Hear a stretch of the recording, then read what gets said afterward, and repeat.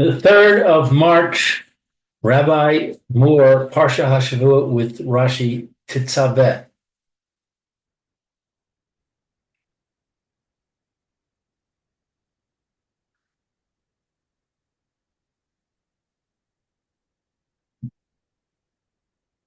Oh, right.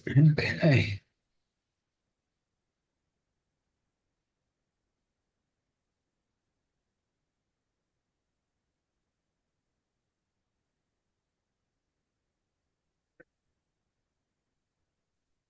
You can hear me? Yes, Yes, we can. Good, good. Okay, let's go.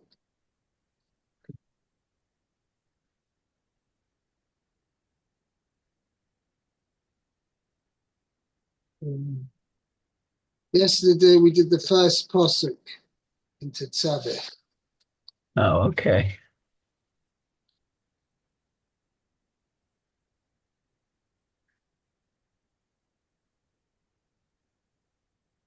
By the way, it's interesting.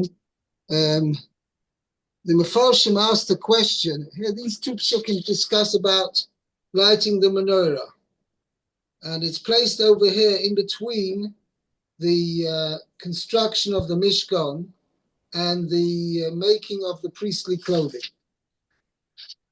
And the Mefarshim asked the question, why, it doesn't mention anything about the korbanos or all any other acts of service which are done in the Mishkan, which were done on an ongoing basis. Doesn't mention them at all. It only mentions them in Sefer Vayikra. Okay, so why is it mentioned over here, the idea of the oil? And also, not only that, um, the the commandment is addressed not to the Kohanim that they should light it, okay, but rather it's addressed to commanding the Bnei Yisrael that they should provide the oil towards for the lighting.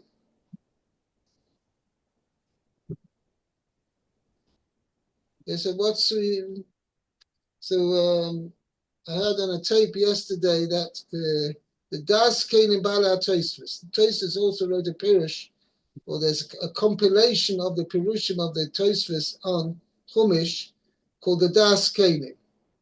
And he says that the oil for the lighting of the menorah was not just a service, like an offering of a korban. It was an essential part of the actual, just like you have lighting in your living room and in your bedroom, right?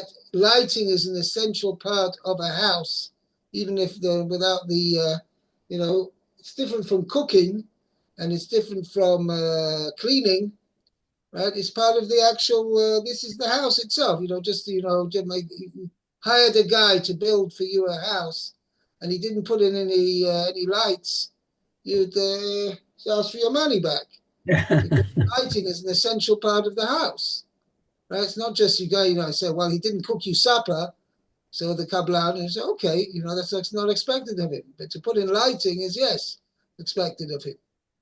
So you see that lighting is an essential part of the building itself, of the not just of the functioning of the building, but it's the building itself. Lighting is an essential part. Even though obviously Akash Baruch Hu doesn't need our light, but nevertheless, it was representative of the Mishkan was representative, like what do you call it? That's not the right word.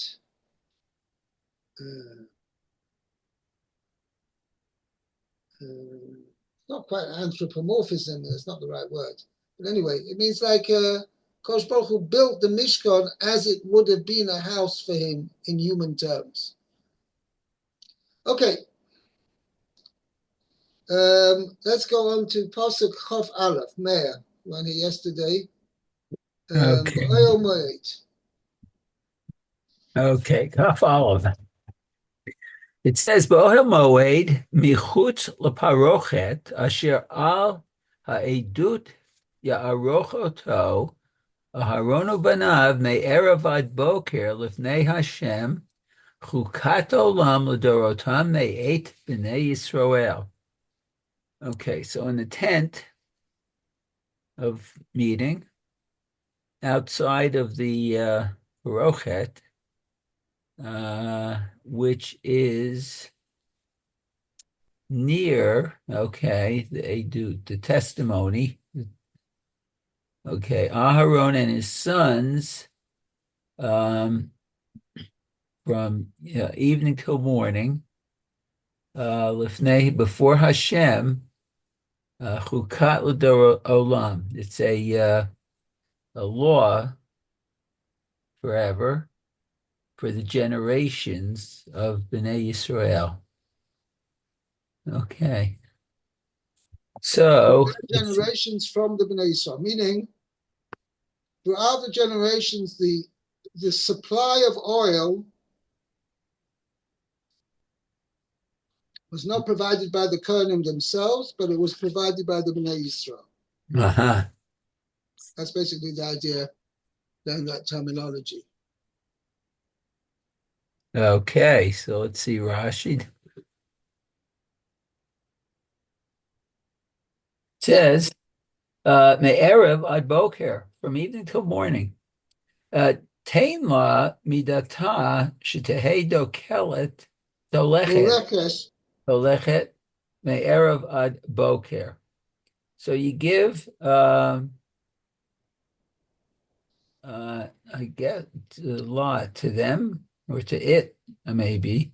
The measure Because it means give the lamp of the its lamp. correct amount, Right. in order So that that it should it, be burning. yeah, from evening till morning. V'shiaru hachamim chatzi log l'lele tevet haruchin. Okay, and the rabbis estimate that it's about half a log to burn from during the long nights of Tevet. V'chein l'chol halelot, and the same for all other nights. V'im yivater, if there's leftovers, ein bekach klum, does not matter. Was the leftover oil though it's not treated as something holy though, is it? Yes. Oh, okay. But the chayra could be used for the next night. Ah, okay. Very good. Very good.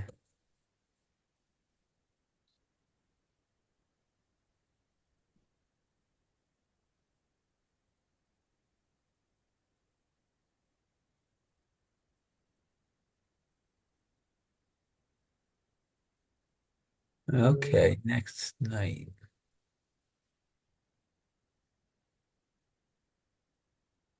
Very interesting.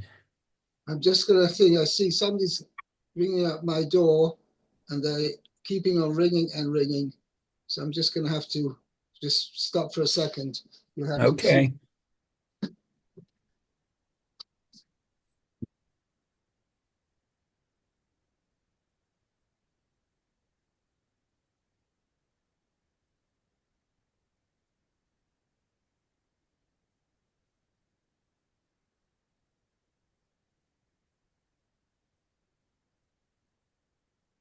Oh, that's interesting.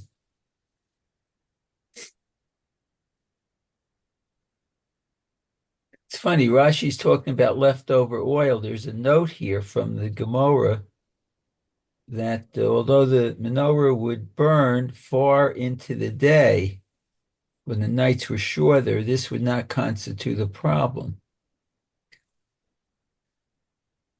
So I don't know what oil would be left over then. It sounds like they don't put the flame out.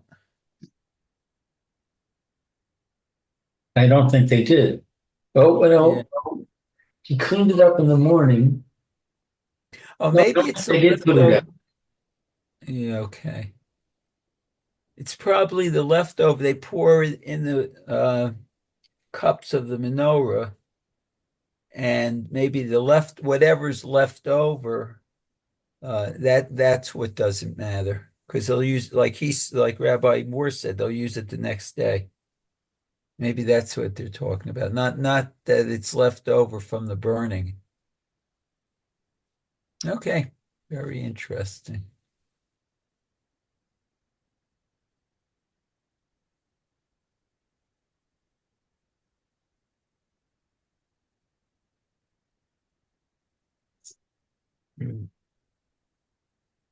Okay.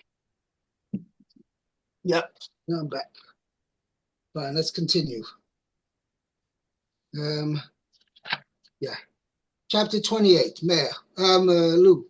Sorry. Chapter 28. Chapter 28, verse Aleph. V'ata hakrev elecha es Haron achicha ve'es banav ito mitoch b'nei Yisrael lecha hano li Aharon Nadav ve'avihu Elazar ve'isamar b'nei Aharon, and you bring near to yourself Aaron, your brother, and his sons with him from among the children of Israel, so that he shall be a Kohen to me. Aaron, Nadav, and Avihu, Elazar, and Itamar, the sons of Aaron. So Rashi says, V'ata hakrev elecha la'achar shet tigmor meleches ha-mishkan. After you will complete the work of the Mishkan.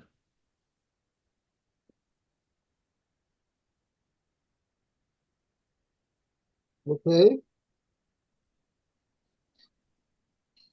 Now, what's Rashi saying over here? What does Rashi want from us? That he uses this.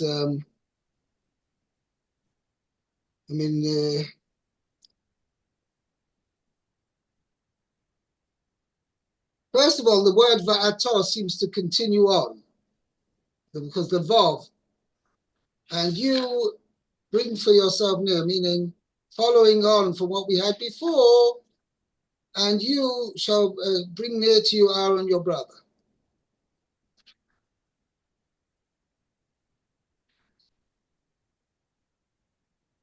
The Sifsei Chachamim says here,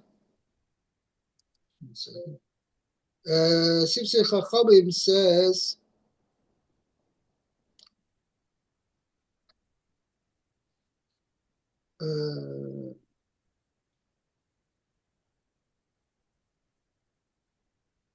I'm not sure what he wants.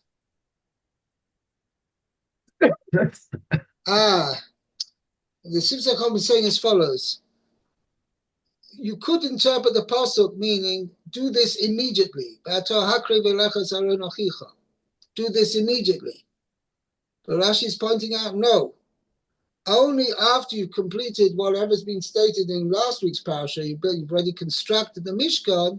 Following that, then you shall bring near your brother to, you bring Aaron, your brother, and his sons to be priests, to act as priests for me. So that's what Rashi is pointing out. It's not immediate. It's not something immediate. It's going to be only later. Okay? Pasuk Beis, Meir. Okay.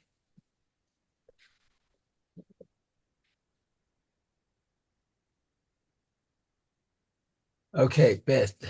It says, "Asita bigdei kodesh leAharon achicha lechavod letifaret." Okay. And you will make big day Kodesh, holy garments, I guess, for Aaron, your brother, for glory and splendor. It's Kelvin's emergency fund. Oh, hold it. Sorry. That's me. Let me shut my phone off. I don't know what.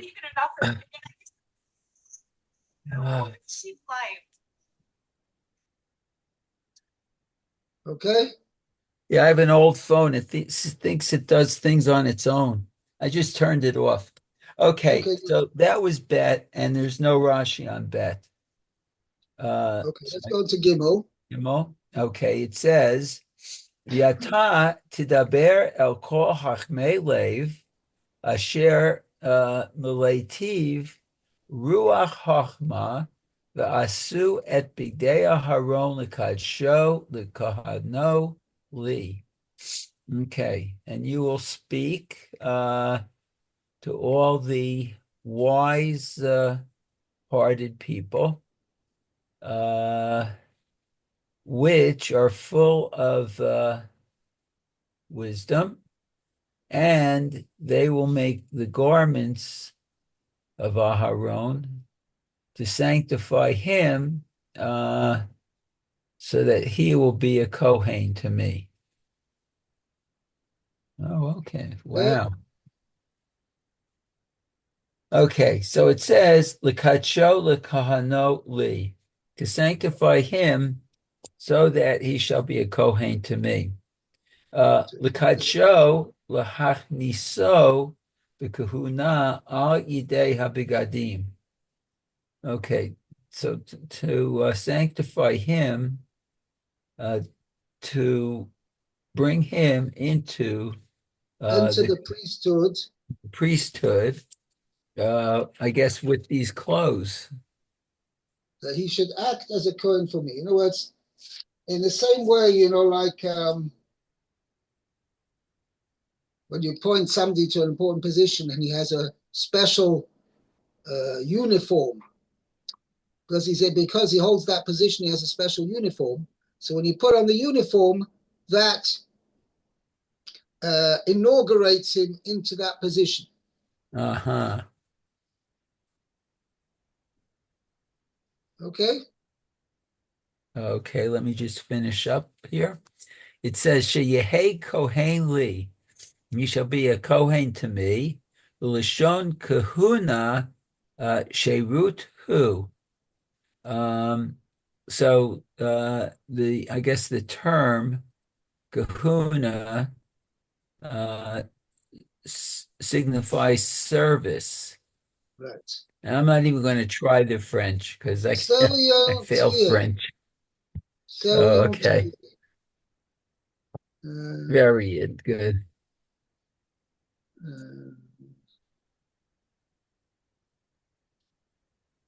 Right. Okay. Yeah. Now let's go to Pasuk Daled. Lou. Pasuk Daled. Let's see. Pasuk Daled. Pasuk Daled. Ve'ela ha begadim asher ya'asu choshen ve'ephod ume'il uchesones tashbeitz meets nefet ve'avnate ve'asu vigdei kodesh Aharon achicha ulevanav lechahono lechano li. Let's see. These are the garments that they shall make: a choshen and an ephod, and a me'il and a kutonis of checkered texture. a it's nephes and an avnit. Avnate. Okay. They shall make garments of the holy for Aaron, your brother, and for his sons, so that he shall be a Kohen unto me. To act as a Kohen to me. Okay. Okay, so the Choshen, Tach Sheet Keneged Halev, an ornament opposite the heart. The ephod, It's not opposite the heart, but it means against the heart. Keneged. Okay. Okay. Let's see. Ephod. Lo shemati v'lo matzati bivrasai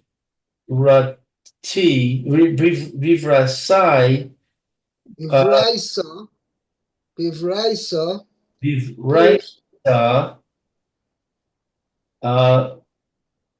perush tavni. So let's see. I have not heard, nor have I found in a brisa an explanation of its design. Oh. V'libi omer li shehu chagur lo ma'achorav. But my heart tells me that it is belted around the neck. Oh, I'm sorry, around the back. Right. Rach, It's together on him from behind.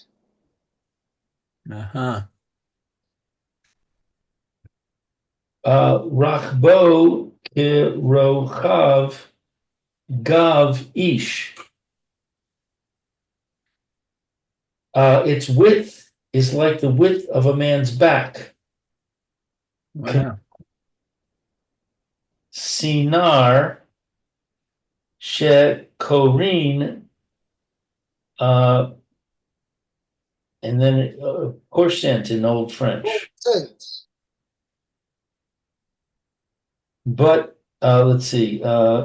Its width is like the width of a man's back, like the apron which is called corset in Old French. Shechog ros ha saros ki sheroch vos al hasusim, which the noblewomen gird themselves when they ride the horses. Yes, it protects them from when they're sitting on the horse.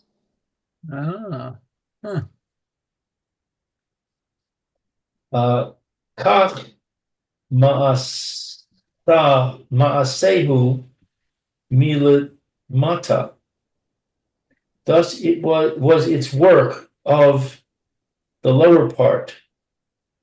Shenet Amar Vidor Chagur Ephod David Chagor Vidavid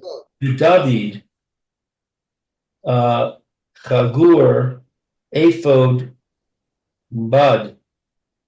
As it says, and David was girded with a linen ephod. Right. Lima Danu Sheha Ephod Chagora He. This teaches us that the ephod is a belt. V'i efshar lomar she'ein bo ella chagora livada. but it is impossible to say that the ephod consisted of nothing more than a belt. Shaharei ne'emar vayitain alav es ha'ephod, for it says, and he placed upon it the ephod. Va'ata va'acher kach, and afterwards, vayach gor oso b'chashev, Hashav ha'ephod. and he girded him with the cheshev of the ephod. The Targum Onkelos behem yan aphoda, and Onkelos translates with the belt of the ephod. Hashav ha'ephod means the belt of the ephod. Hmm. Right.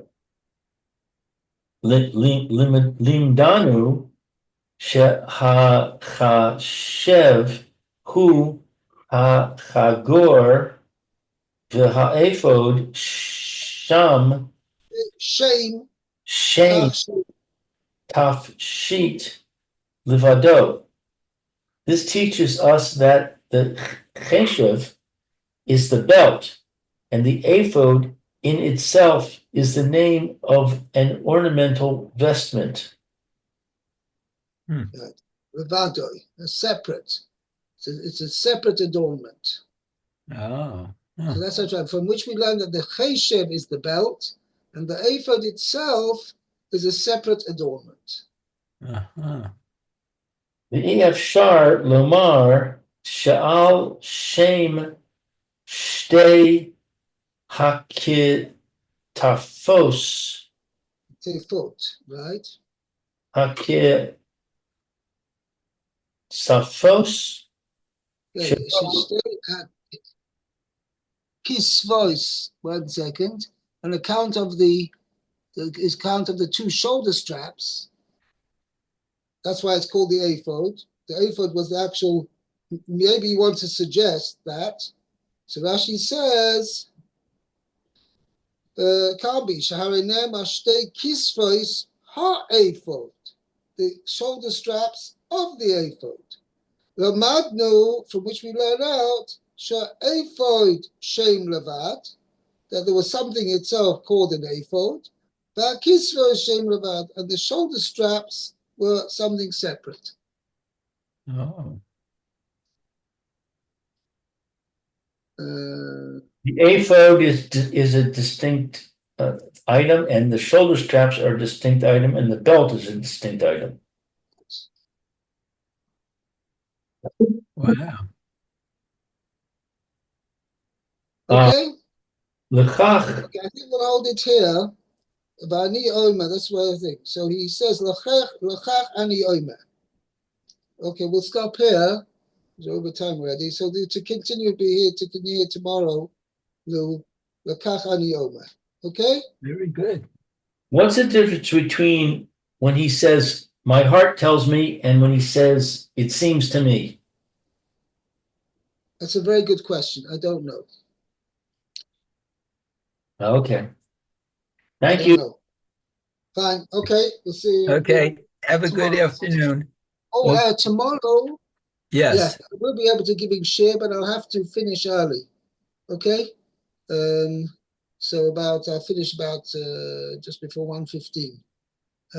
Okay, but so I'll try and come earlier tomorrow to start. Let's say about 5 to 1 to start, and we'll have about 15, 20 minutes then. Okay. Excellent. Very good. Thank you. Okay. Yes. Have a good day. Be well. Okay. Bye now.